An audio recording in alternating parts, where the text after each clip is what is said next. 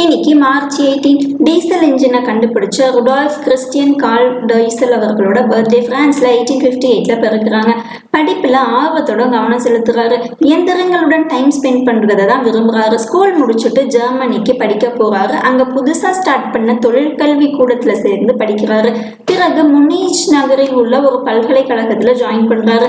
தனது பேராசிரியரின் குளிர்சாதன பெட்டி தொழிற்சாலையில் சேர்ந்து நவீன முறையில குளிர்சாதன பெட்டியை வடிவமைக்க உதவி பண்றாரு. என்ஜின்கள் குறித்து டீசல் ஆராய்ச்சி பண்றாரு. இன்ஜின்களின் திறமையை 4 மடங்கு அதிகரிக்க முடியும்னு நம்பி ஆராய்ச்சியில ஈடுபடுறாரு. 10 ஆண்டுகளுக்கு மேல உழைத்து பலவிதமான இன்ஜின்களை வடிவமைக்கிறாரு. நீராவி இன்ஜின்ல 90% எரிபொருள் வீணாகுதுன்னு இதற்கு பதிலாக கம்ப்ரஷன் இக்னிஷன் இன்ஜினை கண்டுபிடிக்கிறாரு. இதுதான் டீசல் இன்ஜின் சொல்லப்படுது. இதை பத்தின ரிசர்ச் பேப்பர்ஸ் 1886ல வெளியிடுறாரு. பல நாடுகள்ல டீசல் இன்ஜினுக்கு காப்புரிமையும் வாங்குறாரு. டீசல் இன்ஜின் கண்டுபிடிப்பு தொழில்துறை வளர்ச்சிக்கு அடித்தளமா அமைஞ்சிருக்கு. இன்னைக்கு இவரோட பர்த்டே. இன்னைக்கு பர்த்டே செலிப்ரேட் பண்ற எல்லாருக்கும் ஹாப்பி பர்த்டே.